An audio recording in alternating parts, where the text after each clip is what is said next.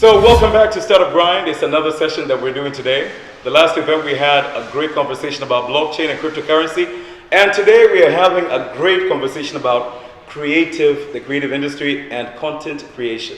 And here with me, I have Mr. Osse Sinare and a great panel that will come here later on to talk about great things they're doing in this country. Osse, mambo. How are you? Kwema kabisa. Everything okay? So far, so good. Nice to meet you again. Pleasure is all mine. Who's Osse? Just a passionate content creator.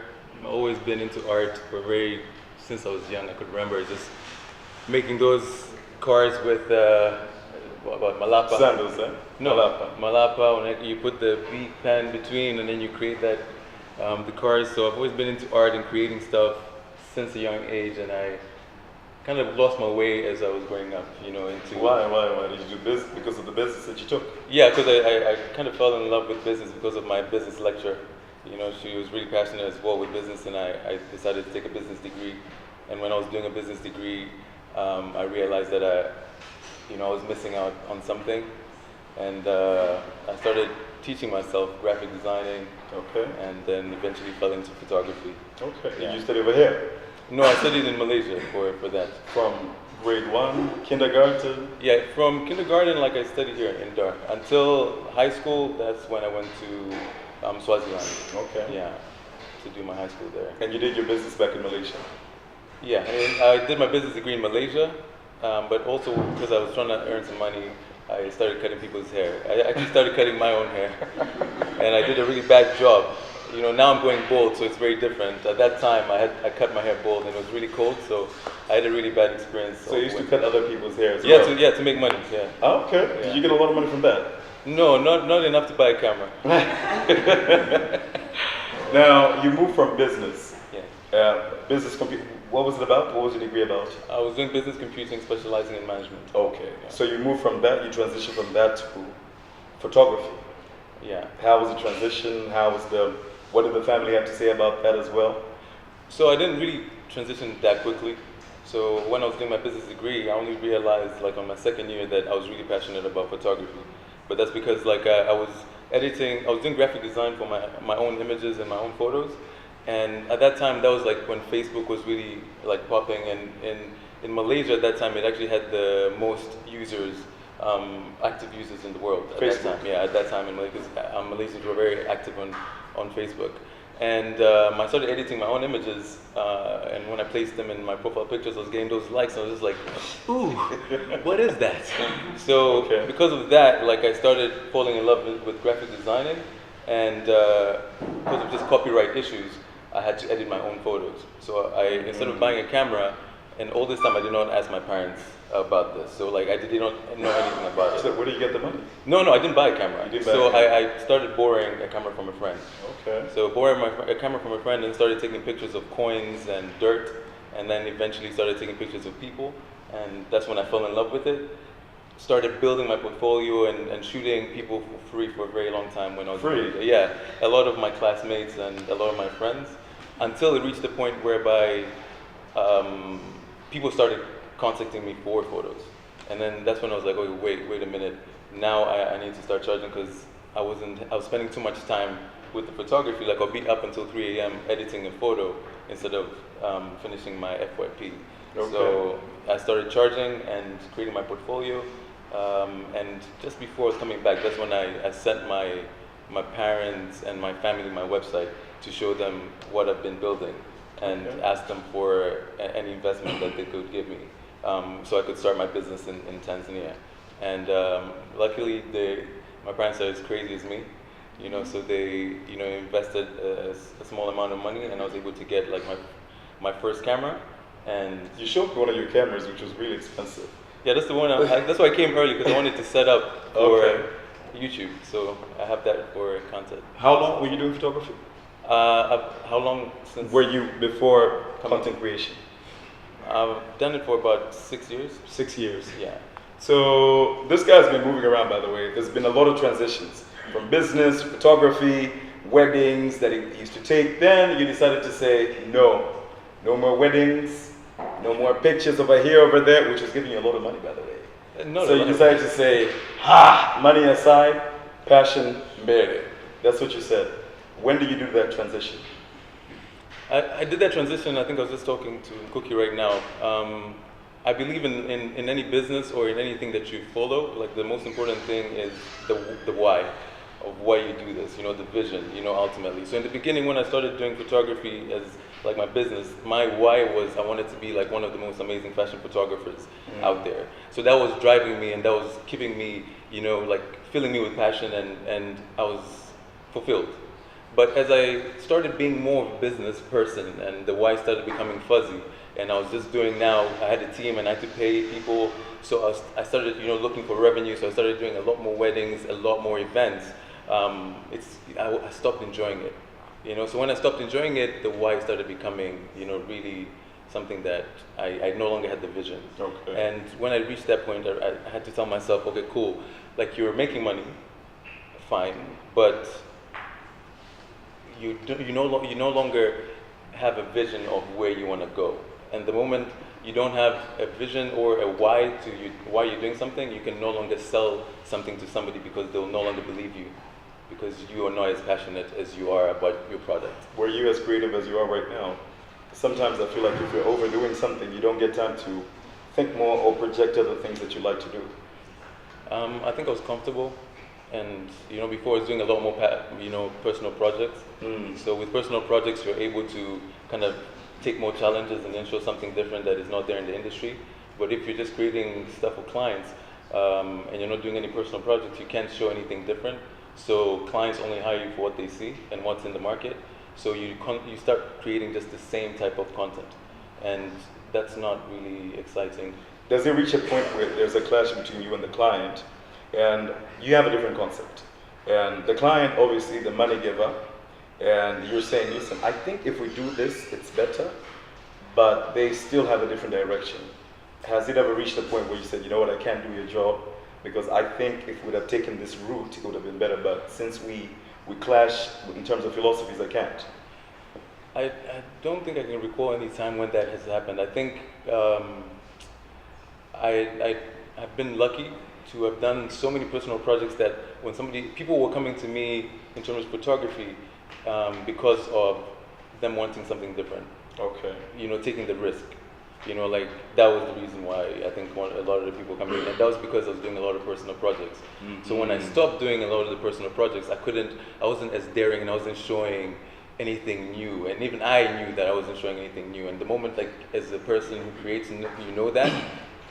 That's like, wow, you know, like, okay, whatever you're releasing out there, even though people are liking it and other people are consuming it, the client is happy and they're paying for that product, you know that you're not doing the best work. And that killed me. You know, after saying that, I started thinking, I'm going to ask a very selfish question there. Yeah. You have to answer me in a very selfish way. Okay, cool. When clients come to you, I mean, there's an array of photographers and people that create content every day. But for a moment, you're a staple. When you think of a name, Osse, you became, you know, by default and by design, you were the default name when it comes to photography. Why were they coming to you? What was the X factor? Selfish. Be selfish when you answer. I think with photography, I think it's pretty personal. Like I take your photo. I have to know you. I have to know like a little bit of your background for you to get comfortable. For me to be able to take a photo of you, that for me, like what I say, is not like Instagram friendly. You know, like I want to see your soul. I want to like connect with you. So I think for me, like because I've had like a background in being in the student council and meeting so many different people from different walks of life and different countries, I'm able to relate with somebody easily. You know, like I'm not there to just take a photo.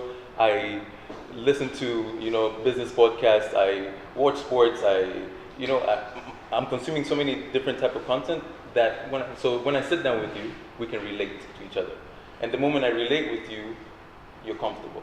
So I can take your photo. You're more comfortable me shooting you. And the moment that you're comfortable, I'm your photographer forever now. You know, I got something from this, sir. Understanding a person's soul. Do you see somebody's soul when you're working? Whatever job that you guys do you also go for the soul as well? Or do you say, ching ching, I like your money? What do? Do you go for that as well? Because this is true passion, by the way. No, but I think that's my biggest weakness. Yeah. So your passion is your weakness as well. Yeah. Why? Because there's a lot of times, even now, there's a lot of times where I have declined projects, even though they're willing to pay. You mean you decline money? Yeah.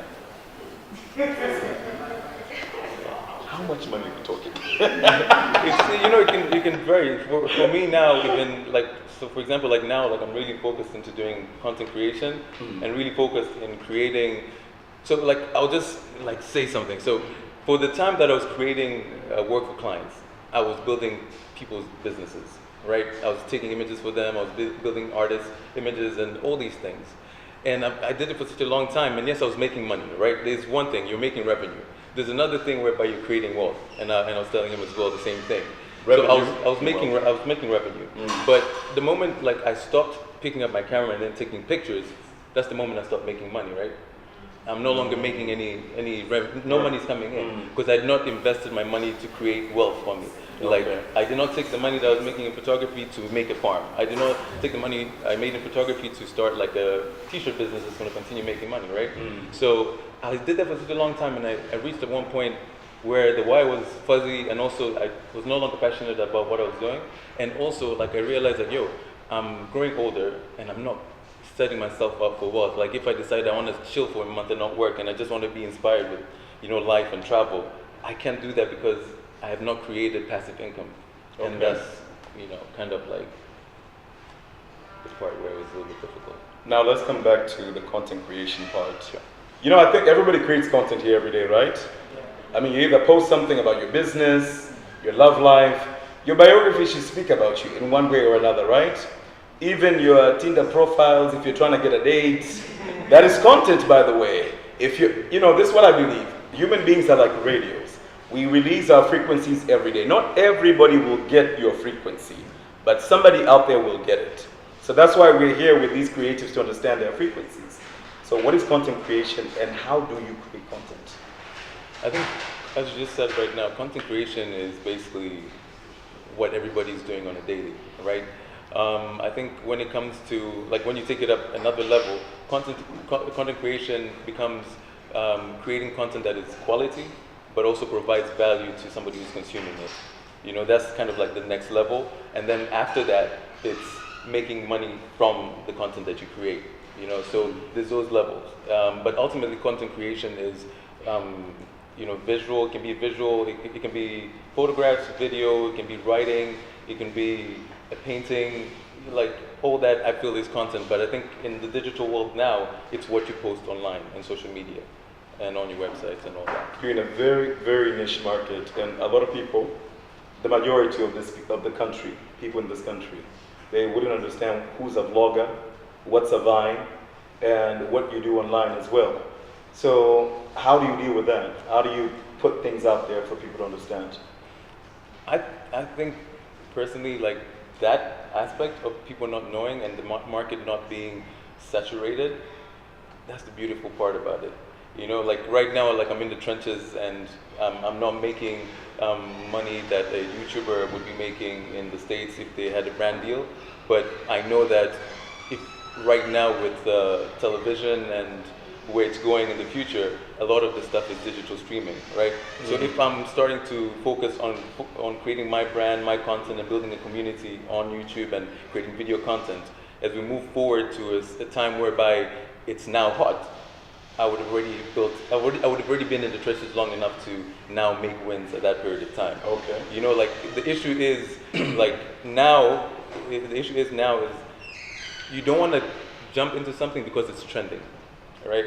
You want to be there when it's not. So when it does trend, you've already built a credible amount of content or work ethic and consistency for people to be oh, that's the place I wanna take this up. And also with the amount of time that you would have spent, you've already increased your skill in how you're creating the content and how you're releasing, and because you've done so many trials and errors.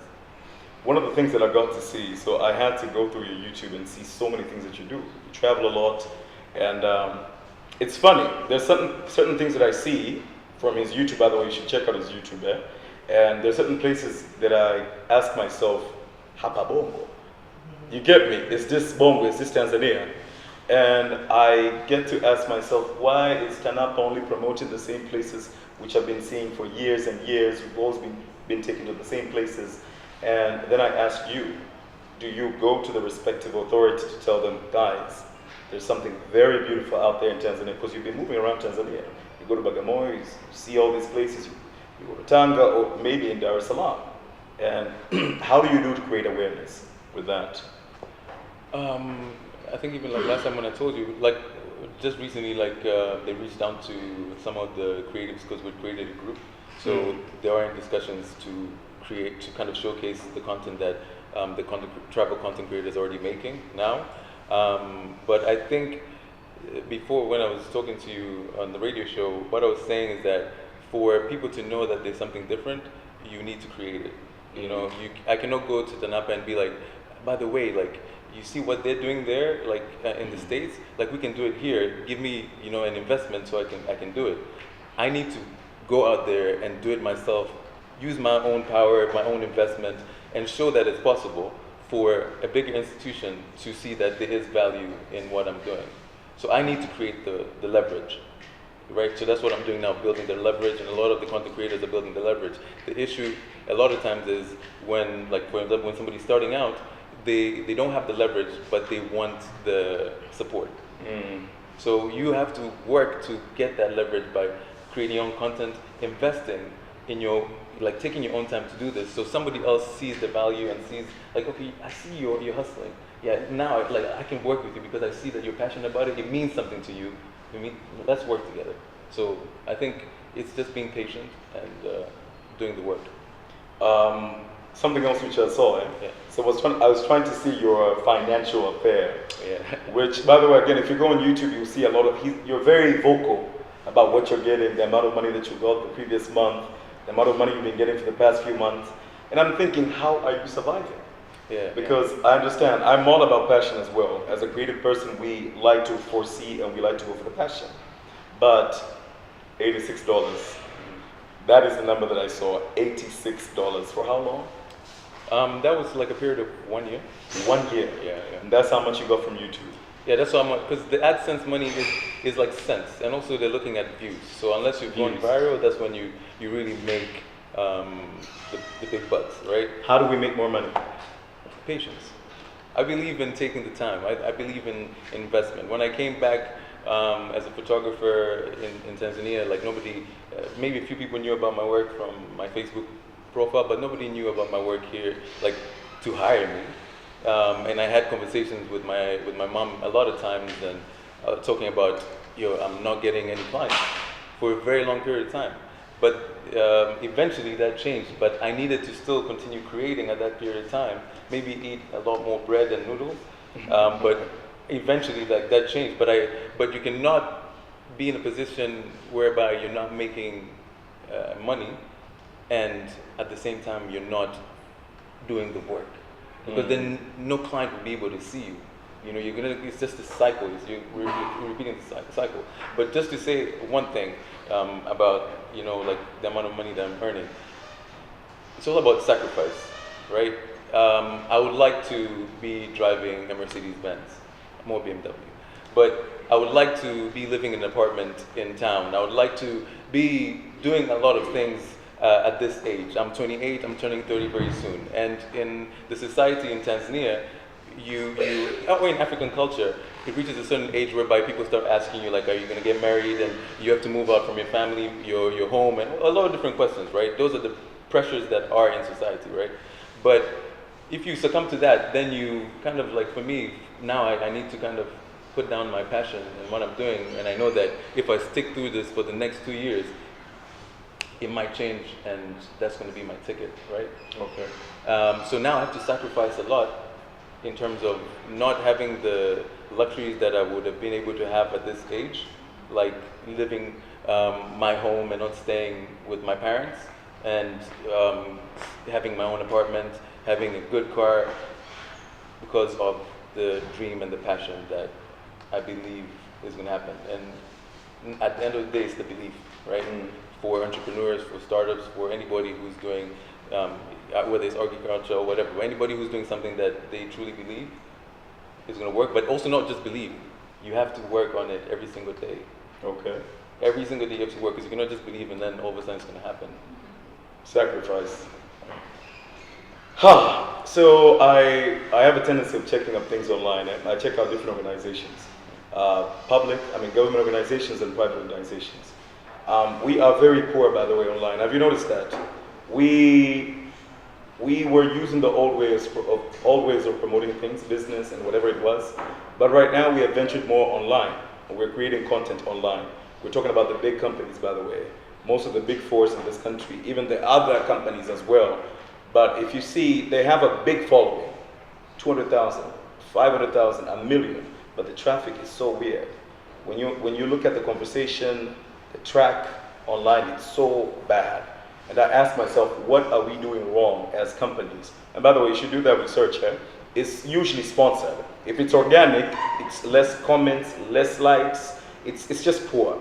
So what are we doing wrong?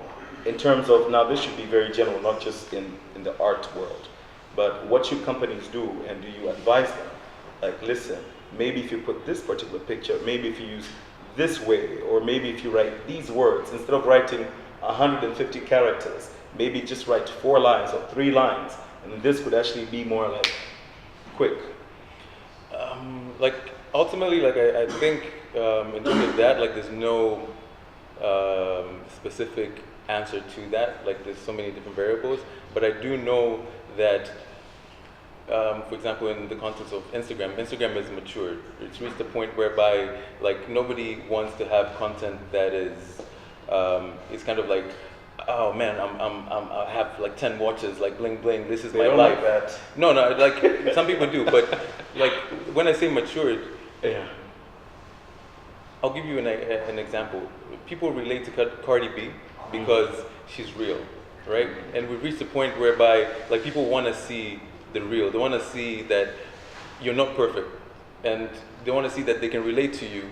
And by being able to relate to you, they believe in buying your product. And the problem with a lot of the bigger companies is here's my product. Cool, here's your product, but how is it benefiting me? Because at the end of the day, you're buying something not because you want to make the company rich. You're buying something because it's going to improve your life. You're buying, let's say, a Lamborghini because it's going to make you feel a certain way when you drive it through your town and people see you in the Lamborghini. Not because it takes you from point A to B, because you can buy any car to take you from point A to B. So if your message is how it makes you feel, if your message is relatable, if you're able to kind of be vulnerable as well. And that's where a lot of the companies here, that people they're not willing to be vulnerable. Everybody wants to look yeah, we have the best. This is oh man, I'm good. No, show us the other side of things. And that's when the comments will be more related. People will actually comment because they'll feel I can relate to you. So don't be superficial online. Yeah. Whatever business if you're a banker, you deal with telecom, whatever it is, show us the process. Tell us how it is. I'll just say one thing on top of that. Who's checked out Will Smith Instagram? Right? Biggest follower. Right? I love. Will Smith just joined Instagram recently. The reason why his content is so great is because you see him. You see the real him, and the stories that he gives you, it isn't it's just a photo of Will Smith backstage sitting, or he's walking through a movie set.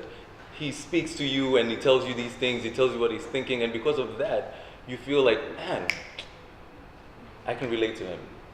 Now within a period of 2 months he's already passed millions of Instagram followers because he can relate to any person. I think one of the best lessons that I've learned right now is this: be vulnerable, be yourself, because a lot of us usually try to pretend to be somebody else online. And even the companies, the big brands, they don't even know, they're very passive, very, very passive with what they're doing. Now, something else that I want to know, I think this is very important for a lot of us. We are kickstarting ideas and projects every day, but how do you do it with a new client? Today you are going there, you're going to shoot your shot, you're pitching. and a client is calling you as a content creator and they want to see and understand your brain or your soul, as you said, how do you start a new project with a client as a content creator? I think that's where, like, I told you my other weakness was, my weakness was passion. Passion. My other weakness is that I like owning leverage, you know. And when I say leverage, is that, like, I would rather not earn money and create my content that will prove to you that I am worthy of the project even before I come pitch or you send me an email to ask me to create content for you. But I would rather have the leverage no matter what. And that's why even for now, like, a lot of the content, like, I've traveled around, I've gone to different hotels. This is me using my own money when I go to these hotels. After this whole period of me creating all this content and all these images that you've seen on social media and these videos, I spent my money, and only, for example, like today I've gotten a call from a hotel that is interested in me going there and create content, and they're willing to pay me to do that. But I had to be in the trenches and create that because I did not want to go there, and I did not value myself enough to set my price in the right place. Because if you go there early on, then you just give, you know. But if you build that value by creating content, being credible, and they see that and they reach out to you, you're already, as a creative, you're on the good side. So I always try to have the leverage, because as a creative already people look down on creatives. But you know, I think with you, I don't want to say what should I say? Leverage will only come if you have put things out there and you're credible. Yeah. Now, there are a lot of startups out there, people that are young and new, not by heart or age, but rather their business. It's growing. It's very new, relatively new. You don't have that leverage. What do you do when a client comes up to you and you have something totally different, but a mind-blowing idea, but you're a new startup and you just want to create your baby, but the client is not giving you the creative space to create your baby, which is technically their baby. But in that situation, I think ultimately you just have to make a decision on whether you're going to be taking that project. Because at the end of the day, for me, like, one of the things that I always think about is do I believe in what I'm creating? Is it ethically right? Is it morally moral? Morally. Right? Right? It happens to me too. Right? So, like, all those things, all those things, I measure all those things. So that's why it's never just about the money, you know? So if you're starting out, sometimes you do have to consider, like, if I do take this project and I do charge lower than I need to charge, or I do go with their creative direction, in the long run, how is that going to value back into my business? Okay. Right, in the long, because people look too much at winning tomorrow. Like, how much money am I going to make tomorrow? Making money is not the hard part. Being able to sustain making money in the long term is the hard part, right? So I think that's the thing to think about. You know, I was thinking, millennials, I'm seeing a lot of millennials in this room, by the way, and it's a compliment. Just take it. You don't have to feel bad about it. Own it. But we are called the anxious generation. We don't want to wait. We're always in a hurry, in a rush to get to the next place because we're seeing people. I watch Masood online. We'll be in a different country. Or I love his yellow car. I like the car, by the way. Disclaimer. But we're in a rush. We don't believe in the process. So I like what you said, because we want to win tomorrow. Now, with that being said, we become so depressed and very anxious with things. But something else I want to know, because we have talked about the good and a bit of the bad, but I would like to know other challenges that you get. As a content creator or personally? We'll talk about your personal side later. As a content creator. So, like, I would say, like, as a content creator or as a creative, you are one. Yeah. You know, you're very emotional about your work. Like, the reason why it's very, like, when somebody dislikes something you created, it's because we a lot of times identify what we put out there, like if we take a photo or we draw something, as part of you. So if somebody says something negative about it, it's as if they're attacking you, right? But sometimes you just have to separate the two. So I think that has been one of the challenges, to kind of separate that. Another challenge is, I think, as you said before, with the social media, now I've become very strict with what I consume. And also, I've been very strict with my morning routine, whereby, before, like, I'll wake up, I'll take the phone. And the issue with doing that is that the phone now has become a way to see what the world demands of you. Whether it's like a client asking you to send through like the project, or whether it's you going to Instagram and then seeing this other person is doing all these things and is being more successful, and then it makes you feel depressed. The issue with doing that in the morning is that the moment you wake up, you're opening yourself up to feeling so depressed before you've even set up your own goals for what you want to achieve for yourself in the day. So like before, like I realized at one point, like, whoa, like what I'm consuming is indirectly not inspiring me, it's indirectly demotivating me from just creating content. But at the same time, I realized that I needed to focus on what I'm going to consume. So I had to change who I was following, and I only had to follow like the stuff that was going to inspire me to create. And people get it very wrong. There's people you follow who inspire you, and then there's people who you follow, yes, they inspire you, but they also demotivate you and make you feel like you're not getting there. So you have to really Do you unfollow them? Yes. Did you unfollow me too? No. Somebody told me Okay, no, you're insecure today. No, but My insecurities are adding up. I'll say something like this. Like with IGs, it's like people take it very personal. And I think like for me now, I want to do content creation. I want to create travel content. And if I don't follow somebody, isn't because I don't support what they're doing or I don't support them as a person. It's just that it doesn't fit with what I want to consume to motivate me in what I'm creating. I still support them, it's just that what they're posting isn't what I want to consume. So for example, like if a wedding photographer, I was following a wedding photography before, it used to inspire me, but now it's just something that I'm consuming, and with consuming so much content, I need to control how much I take in. Interesting. Now, we've talked about that particular avenue of getting your train of thought aligned. So where do you get your other inspiration from? Books that you read, mentors that you have, places that you travel? I'd like to know the creative process. A lot has to do with like traveling, a lot has to do with like meeting people. I'm really trying to push into reading a lot more because I won't lie, I'm not a good reader. I'm more into like listening to audiobooks or listening to interviews by other people who have kind of figured out how to control themselves in life. So that's a lot of times like how I get inspired. I'll try to make this the last question before I give you guys a chance to talk. So content creation is very broad. Yeah. Very, very broad. I think a lot of you guys right now, and a lot of you guys, I think you create content in your own way. It's very relative. But in whatever context it is, whatever context, is there still vacuum? Is there still space? And if there is still, in this particular content creation process, how do you make it viable and lucrative? Just as I said before, like how long has Instagram been on for? It's been there for such a long time. 8 years? 9 years. Yeah. Will Smith came through the other day.